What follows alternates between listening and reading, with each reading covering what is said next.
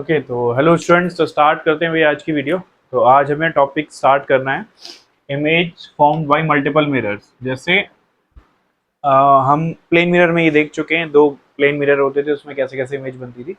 अभी हमें spherical mirror में थोड़ा समझना है। कंसेप्ट बिल्कुल सिंपल होता है।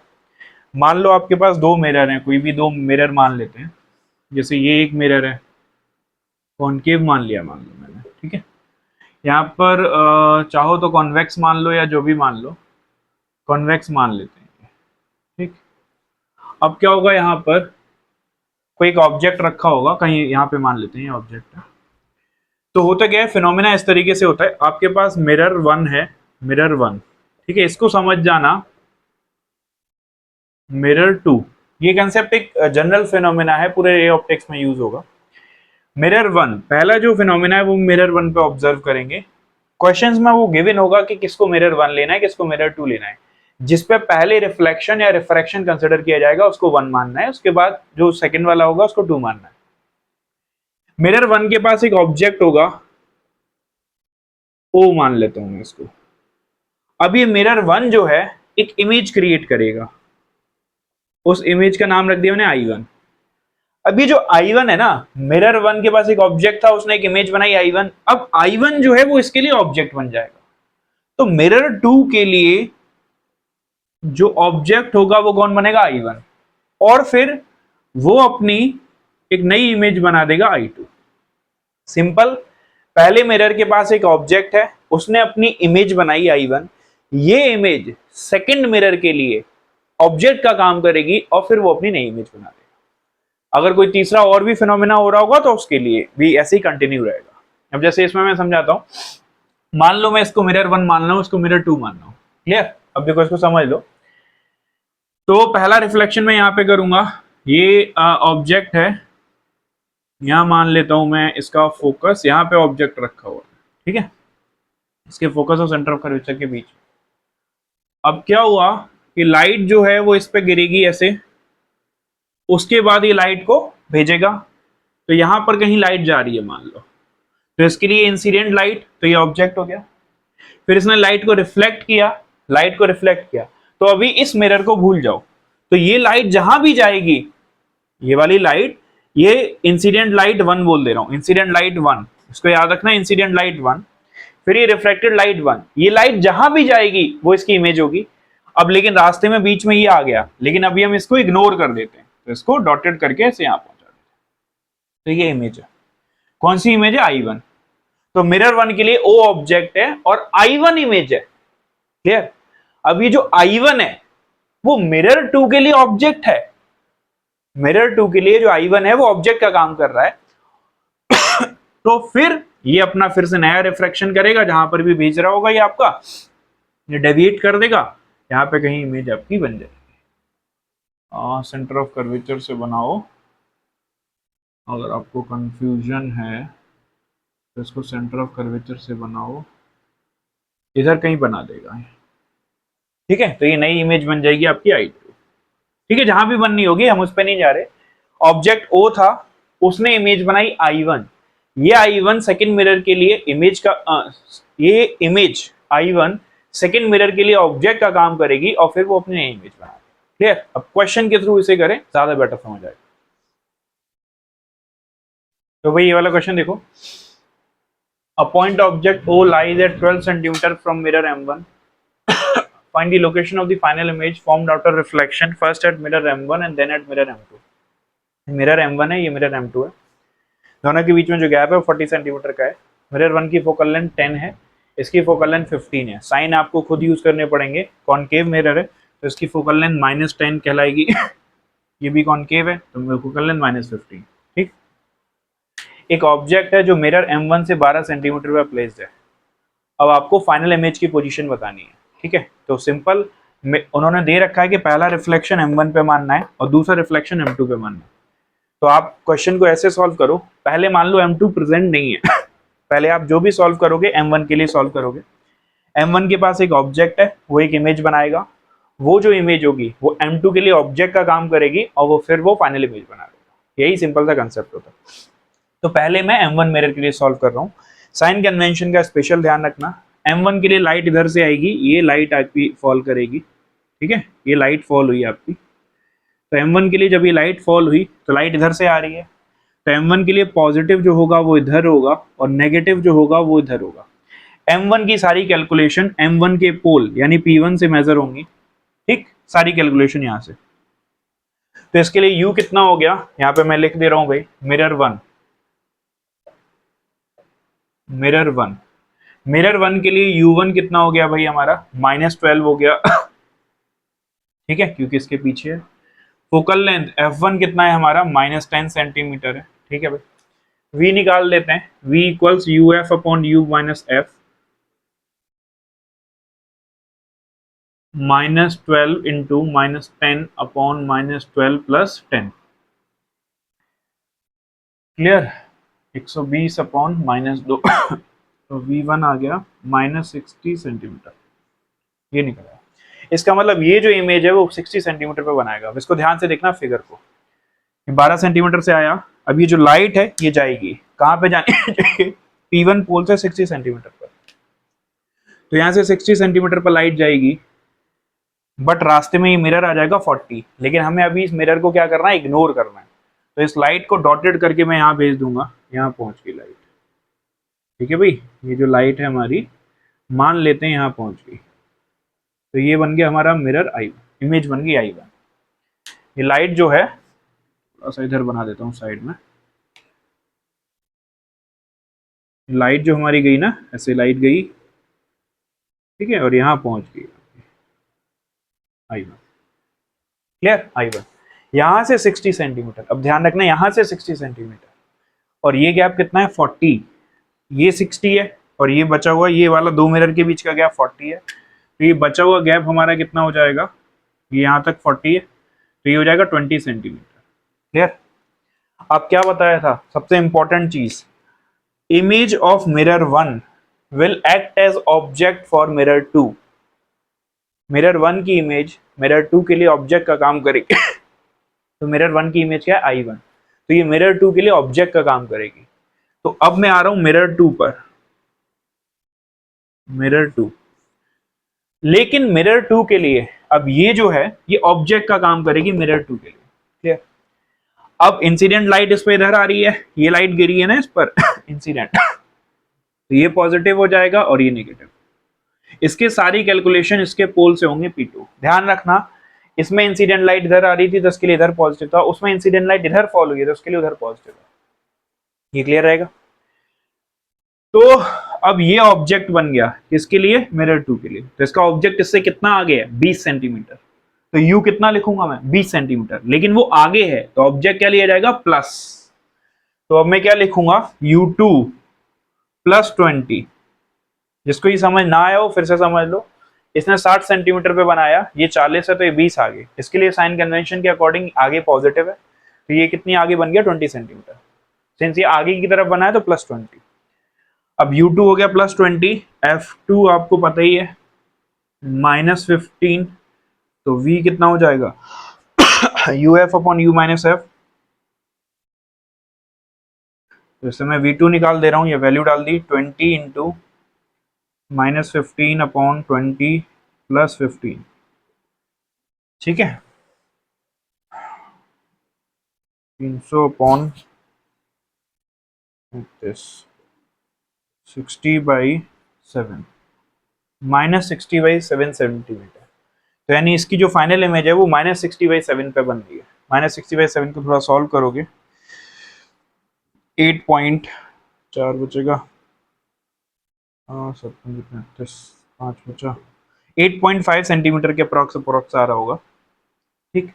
अब लेकिन ध्यान से देखो -8.5 है, इसका मतलब इस पोल से राइट साइड में पॉजिटिव है तो लेफ्ट साइड में नेगेटिव है, तो यहाँ कहीं इमेज जाके बन रही है। This is the final image, कितनी दूरी पर, इसके पोल से 8.5 पर। आप पहली बार में फिगर नहीं बना सकते, जैसे जैसे सक्सेसिव कैलकुलेशन होती जाएंगी, पहले की कैलकुलेशन कर ली मैंने, फिर पहले का फिगर कंप्लीट किया, फिर दूसरे की कैलकुलेशन कर ली, फिर दूसरे का फिगर कंप्लीट कर लिया, ठीक है। तो ये हमारा क्वेश्चन, तो देखो ये वाला क्वेश्चन देखो, जेई का क्वेश्चन है PYQ। An object O is placed as shown in the figure, question काफी लेंथी लैंग्वेज थी, मैंने शॉर्ट कर दिया। फिगर बना दिया आपके लिए, फिगर बना हुआ था। An object who is placed as shown in the figure, find the position of the final image. ठीक है भाई, कॉनकेव मिरर है, फोकल लेंथ f है, प्लेन मिरर रखा हुआ है, एक ऑब्जेक्ट ओ रखा हुआ है 5f/2 से पोल से, ये जो प्लेन मिरर है वो रखा हुआ है 4f/3 पर। हमें पोजीशन ऑफ फाइनल इमेज बतानी है। अब इस क्वेश्चन में ये नहीं दे रखा कि भाई पहला रिफ्लेक्शन किस पे कंसिडर करना है, तो वो खुद आपको सोचना है।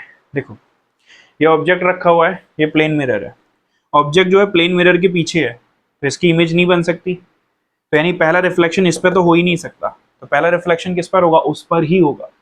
तो पहला रिफ्लेक्शन हमें यहाँ कंसिडर करना है, इसको मैं 1 नाम दे रहा हूँ, तो पहला रिफ्लेक्शन यहाँ कंसिडर करना है, सेकंड रिफ्लेक्शन यहाँ कंसिडर करना है। क्लियर?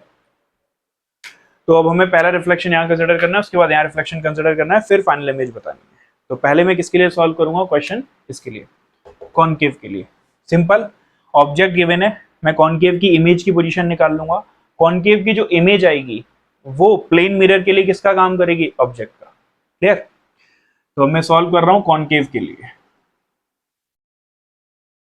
कॉनकेव के लिए u कितना है भाई, u गिवन है, पोल से कितना डिस्टेंस है 5f/2 -5f/2, f कितना है फोकल लेंथ -f, कॉनकेव की फोकल लेंथ माइनस होती है, तो f गिवन है, साइन हमें खुद ही लेना पड़ेगा।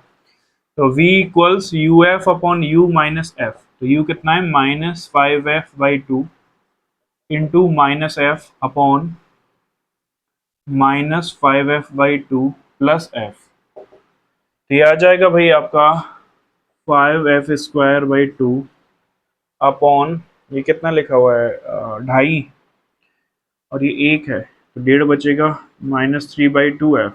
ठीक है, f से f उड़ा दो, 2 से 2 उड़ा दो, -5f/3।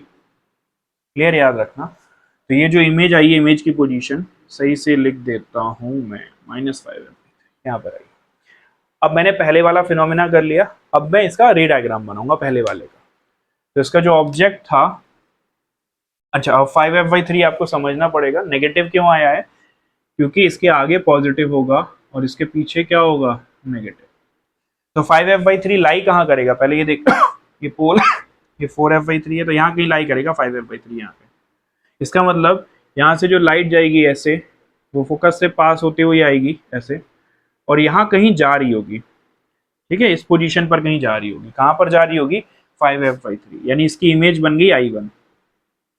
यानी पहले वाले ऑब्जेक्ट की जो इमेज है वो यहाँ पर बननी चाहिए, I1 पर बननी चाहिए। अब आप कहोगे रास्ते में तो प्लेन मिरर आ गया, तो अभी हम प्लेन मिरर को इग्नोर कर रहे हैं, तो उसकी इमेज कहाँ बनी है, यहाँ पर, यानी यहाँ से 5f/3 पर। तो ये डिस्टेंस अभी हमने निकाला था, कितना डिस्टेंस पे बनी है, 5f/3 पर। क्लियर? और ये डिस्टेंस 4f/3 है, तो ये गैप कितना हो गया भैया आपका, ये डिस्टेंस हो गया f/3। क्लियर? अब मैं प्लेन मिरर पे चला जाता हूं, तो अब मैं अगर प्लेन मिरर पे जाऊंगा, अब प्लेन मिरर के लिए सबसे सिंपल कंसेप्ट क्या है, पहले वाले मिरर की जो इमेज है वो प्लेन मिरर के लिए क्या बनेगी, ऑब्जेक्ट। तो पहले वाले मिरर के बारे में अगर लिखूं, तो इसका ऑब्जेक्ट कौन था, O, इसकी इमेज कौन है, I1। तो प्लेन मिरर के लिए इमेज I1 क्या बन गया, ऑब्जेक्ट बन गया, और इसकी इमेज क्या बनेगी, I2। ठीक है भाई, देख लो भाई, इसकी जो इमेज है वो यहाँ पे ऑब्जेक्ट बन गई है, तो ये जो है ये ऑब्जेक्ट है। अब तो प्लेन मिरर के लिए तो बिल्कुल सिंपल होता है भाई, जो इमेज जितने डिस्टेंस पर होती, जो ऑब्जेक्ट जितने डिस्टेंस पर होता है उतने डिस्टेंस पर इमेज होती है, तो इसका मतलब यहीं पर बन जाएगी इमेज। ये f/3 पर है, तो ये भी कितने पे बन जाएगी, ऐसे देखो, ऐसे बनेगी, ऐसे आएगा टकराएगा, ऐसे लौट जाएगा, तो कितने पे बनेगी, 5f/3 पर। क्लियर? सॉरी 5f/3 नहीं, मिरर से कितना पीछे, f/3, तो यहाँ से भी कितना, f/3। क्लियर? तो ये बन गई हमारी फाइनल इमेज I2। ठीक, तो ये हमारी फाइनल इमेज बन गई I2। अब ये I2 हम निकाल लेते हैं कि पोल से कितनी दूर है, ये 4f/3 है, ये f/3 है, तो ये डिस्टेंस कितना आ गया हमारा, 4f/3 में से f/3 माइनस कर दें। ठीक है भाई, ये तो हमने डायरेक्ट निकाल दिया ना, क्योंकि f/3 पीछे था तो f/3 आ गई, तो फाइनल इमेज की पोजीशन कितनी आ गई, पोल से, from pole, 4f/3 minus f/3, it will come out to be f। तो यानी फाइनल इमेज है वो एक्चुअल में, ये मैंने थोड़ा इधर बना दिया है, वो एफ पर बन रही है, यानी फाइनल इमेज पता है कहाँ पर बन रही है, फोकस पर बन रही है, यहाँ बन रही है फाइनल इमेज, ये डिस्टेंस। क्योंकि भाई मैंने कैलकुलेशन नहीं की थी, अब कैलकुलेशन करके समझ आया कि फाइनल इमेज जो है वो एफ पर बन रही है। क्लियर है? तो फाइनल इमेज इसके फोकस पर बन रही है।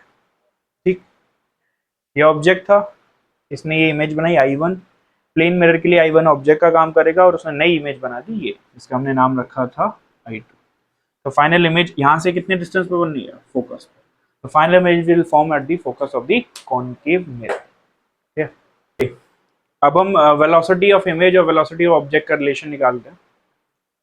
Relation between object and image velocity. Case one में क्या है, जैसे मैं समझा दे रहा हूँ, ये मिरर है, ये प्रिंसिपल एक्सिस है, इसमें दो एक्सिस हैं, एक एक्स एक्सिस एक वाई एक्सिस।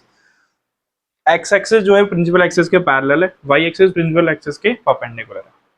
तो अभी ये केस वन में when the object is moving along the principal axis, यानी ऑब्जेक्ट प्रिंसिपल एक्सिस के अलोंग मूव कर रहा है, जो कि क्या है, एक्स एक्सिस। तो ऑब्जेक्ट प्रिंसिपल एक्सिस मतलब एक्स एक्सिस के अलोंग मूव कर रहा है। ठीक है भाई, वो हमने कर लिया। तो अब हमें रिलेशन निकालना है। एक रिलेशन देखो, ये क्या होता है, ऑब्जेक्ट का डिस्टेंस क्या कहलाता है, u, इमेज का डिस्टेंस क्या कहलाता है, v। अगर ऑब्जेक्ट ट्रेवल करेगा, इसको ध्यान से समझना, अगर ऑब्जेक्ट ट्रेवल करेगा यानी किसी स्पीड से आगे बढ़ेगा तो उसका u चेंज होगा। तो मैं क्या लिख सकता हूं, du by dt। du by dt को क्या लिख सकता हूं, this is velocity of object with respect to the mirror. This is velocity of object with respect to the mirror. ठीक है, किस एक्सिस की बात हो रही है, सिर्फ एक्स एक्सिस की, हम वाई एक्सिस में जा ही नहीं रहे। फिर अगर इमेज ट्रेवल करेगी तो उसका ये चेंज होगा, इमेज डिस्टेंस। तो मैं क्या लिखूंगा, dv by dt। dv by dt को क्या लिखूंगा, velocity of image with respect to the mirror. ये सब मिरर के रिस्पेक्ट में हम कर रहे हैं। क्लियर? तो मिरर की भी कुछ वेलोसिटी हो सकती है। तो ये दोनों टर्म ध्यान रखना, du by dt means velocity of object with respect to the mirror and dv by dt is velocity of image with respect to the mirror. अब ये निकलेंगे कैसे, तो उसके लिए हम सिंपल डेरिवेशन पे ध्यान देना, क्योंकि ये जो डेरिवेशन वाला जो कंसेप्ट है वो बाकी क्वेश्चंस में भी आपको खुद यूज करना पड़ेगा। तो फॉर्मूले पे बहुत ज्यादा रिलाई मत करना, डेरिवेशन पे थोड़ा सॉरी ध्यान देना। देखो अब इसको, डेरिवेशन से 1/v plus 1/u equals 1/f। मैं इस इक्वेशन को डिफरेंशिएट कर दूं, तो इस इक्वेशन को डिफरेंशिएट कर दूं with respect to time. Differentiation आपको आता होगा 1/v, v को ऊपर ले जाएंगे v की पावर -1 हो जाएगा, तो इसका डिफरेंशिएशन हो जाएगा 1/v square dv by dt minus 1/u square du by dt equals, focal length mirror का चेंज नहीं होता, तो ये कांस्टेंट पैरामीटर है, कांस्टेंट पैरामीटर का डिफरेंशिएशन 0 होता है। क्लियर? तो अब मैं इसको लिखूंगा dv by dt equals minus v square by u square du by dt। तो देखो भाई ये क्या बन गया हमारा, ये टर्म क्या बन गया, अभी जो हमने लिखा था वही बन गया, velocity of image with respect to the mirror is equal to minus of, और v अपॉन u क्या होता है, वैसे m होता है minus v upon u। Clear? But यहाँ पर m का v अपॉन u का स्क्वायर है तो वही हो जाएगा, तो इसको m स्क्वायर लिख सकता हूँ, minus m square velocity of object with respect to the mirror. तो ये फॉर्मूला याद रखना, और ये भी याद रखना कि ये फॉर्मूला वैलिड किधर है, ये फॉर्मूला वैलिड है अलोंग दी प्रिंसिपल एक्सिस, मतलब कि डेट इज इस फिगर के अकॉर्डिंग एक्स एक्सिस। ठीक है, तो ये हमारा फॉर्मूला। क्लियर? तो अब देखो भाई ये case 2, when the object is moving perpendicular to the principal axis. ये भाई मिरर है, प्रिंसिपल एक्सिस है, ऑब्जेक्ट प्रिंसिपल एक्सिस के परपेंडिकुलर मूव कर रहा है, यानी कि वाई एक्सिस में मूव कर रहा है, तो इमेज भी उसी के अकॉर्डिंग वाई एक्सिस में उसकी वेलोसिटी आएगी। अब एक चीज ध्यान से देखो, अगर ऑब्जेक्ट वाई एक्सिस में जाएगा तो जो हाइट ऑफ ऑब्जेक्ट है वो चेंज होगी। तो मैं क्या लिख सकता हूँ, dho by dt, इसको क्या लिखूंगा, वेलोसिटी ऑफ ऑब्जेक्ट। अब मिरर तो इस एक्सिस में कहीं जा भी नहीं रहा और मिरर से फर्क भी नहीं पड़ रहा, लेकिन फिर भी हम इसको रिलेटिव फॉर्म में लिख देते हैं, velocity of object with respect to the mirror along, किस एक्सिस की बात हो रही है भाई, ये पूरा क्वेश्चन वाई एक्सिस में सॉल्व हो रहा है, तो ऑब्जेक्ट का डिस्टेंस चेंज होगा तो इसको हम बोलेंगे velocity of object with respect to the mirror. फिर अगर इमेज नीचे या ऊपर कहीं जाएगी तो वो क्या कहलाएगी, D H I by D T that is velocity of image with respect to the mirror. Clear? तो ये निकल के आ जाएगा अब आपका। तो जब ये इस तरीके से निकल के आ जाएगा, अब हम इसको निकालते हैं कि रिलेशन क्या आएगा। मैग्निफिकेशन क्या आता है भाई आपका? Magnification is H I upon H O. ठीक है, तो एच आई को क्या लिख सकता हूं मैं? H I equals M into H O. इसको डिफरेंशिएट कर दूं विद रिस्पेक्ट टू टाइम, तो differentiate with respect to time, तो D H I by D T is equal to M into D H O by D T. Sorry, इसको क्या लिखूंगा मैं? Velocity of image with respect to the mirror, ये Y axis में है भाई, equals M velocity of object with respect to the mirror, vector form में। तो ये हमारा रिलेशन आ गया। वहां माइनस एम स्क्वायर आया था, या एम आया था। ठीक, तो देखो भाई ये वाला क्वेश्चन देखो, find the velocity of the image as shown in the figure. Question दे रखा है, ठीक है, इसकी भी स्पीड दे रखी है इसमें, जो मिरर है वो इधर आ रहा है 2 मीटर पर सेकेंड से, मिरर 2 मीटर पर सेकेंड से मोशन कर रहा है। ऑब्जेक्ट है, उसकी स्पीड 15 मीटर पर सेकेंड है, 53 डिग्री का एंगल है। ऑब्जेक्ट का डिस्टेंस 30 सेंटीमीटर है, फोकल लेंथ 20 सेंटीमीटर की है। ठीक, तो हम दो एक्सिस चूज कर लेंगे। एक्सिस आपको पता ही थी, एक्स एक्सिस और Y axis. X axis parallel to the principal axis है, Y axis perpendicular to the principal axis है। तो मैं फॉर्मूले अप्लाई करूंगा, तो फॉर्मूले में पहले किसकी जरूरत पड़ेगी? एम की। याद है फॉर्मूला? एक में माइनस एम स्क्वायर आ रहा था, एक में एम आ रहा था, तो पहले हम एम निकाल लेते हैं। सबसे पहले यू देखो कितना है भाई हमारे पास, यू है हमारे पास -30 सेंटीमीटर। क्लियर? और एफ कितना है? -20। तो अब हमारा आ जाएगा V U F upon U minus F. कितना आया? -30 इंटू -20 अपॉन -30 प्लस 20, 600 अपॉन, इसको मैं इधर ही लिख देता हूँ, v आ जाएगा हमारा निकल के 600 अपॉन -10, 600। ठीक, तो v आ जाएगा हमारा निकल के -60 सेंटीमीटर। इससे हमारा m आ जाएगा, m is -v upon u। Clear? -60 divided by -30, minus से माइनस गया, -2 आ गया। तो मैग्निफिकेशन हमारा यहाँ पर आ गया 2। अब ध्यान रखना इस चीज का। अब मैं एक बार कर रहा हूँ अलोंग द एक्सिस, फिर परपेंडिकुलर टू द एक्सिस। तो अलोंग द एक्सिस कर रहा हूँ, अलोंग द एक्सिस मतलब एक्स एक्सिस। तो देखो भाई इसको, अलोंग द एक्सिस,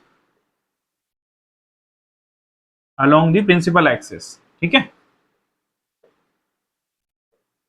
जो कि होती क्या है? X axis.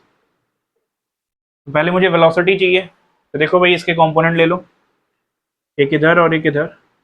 ये हो जाएगी 15 cos 53 डिग्री, तो यानी ये हो जाएगी 15 cos 53। cos 53 कितना होता है भाई? 3/5।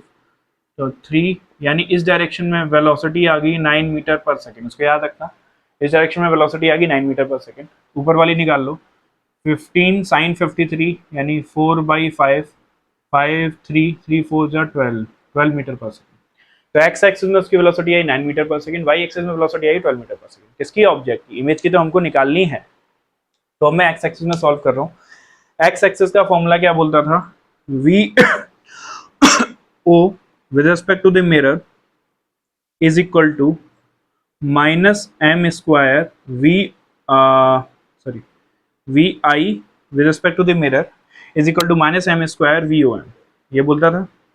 फॉर्मूले को थोड़ा ओपन करो, V I minus V M, ठीक है भाई, माइनस एम स्क्वायर कितना है भाई? एम है -2, लेकिन स्क्वायर हो जाएगा तो -4, और यहाँ पे लिखेंगे V O minus V M. Clear? चलो, तो वी आई माइनस, मिरर की वेलोसिटी लेफ्ट साइड में है तो माइनस ली जाएगी, minus of -2 equals -4 into velocity of object. X axis में सॉल्व हो रहा है, तो एक्स एक्सिस में वेलोसिटी ऑफ ऑब्जेक्ट कितनी है? 9।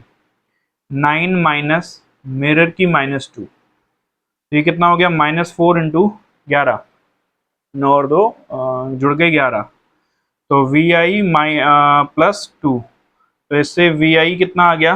44 और 2 46, -46। अब सिंस ये एक्स एक्सिस में सॉल्व किया हमने, तो इस वी आई के आगे मैं क्या लगा दूंगा? -i के। तो velocity of image along x axis कितनी आ गई भाई, -46 आई। क्लियर। अब मैं सॉल्व कर रहा हूं perpendicular to principal axis, perpendicular to principal axis, perpendicular to principal axis ये सॉल्व हो जाएगी, और इसको हम कौन सा एक्सिस लिखेंगे, वाई एक्सिस। लिख दिया भाई। तो अब इसको क्या लिखेंगे, V I M velocity of image with respect to the mirror is equal to M into V O M. Clear. तो इसको सॉल्व करके क्या लिखोगे आप, V I minus V M, M into V O minus V M. Clear. Vector का ध्यान रखना, sign का, वी एम निकालना है। अच्छा, ये वाई एक्सिस है, वाई एक्सिस में मिरर की कोई वेलोसिटी नहीं है, तो इसको 0, एम कितना था हमारा -2, velocity of object Y axis में कितनी थी 12, -0, तो वेलोसिटी ऑफ इमेजेस ये 0 हो गया, 24 -24। अब ये वाई एक्सिस में है तो यहाँ पे जे कैप लगा देंगे। तो देखो फाइनल वेलोसिटी इमेज की कितनी आ गई, इधर से 46 आई कैप, इधर से 24 जे कैप। तो फाइनल वेलोसिटी मैं क्लब करके यहाँ लिख दे रहा हूँ, तो velocity of image is -46 I cap -24 J cap. Clear. So this is our final. और आज की वीडियो इतनी ही, ठीक है, बाकी नेक्स्ट क्लास में देखेंगे। Okay bye.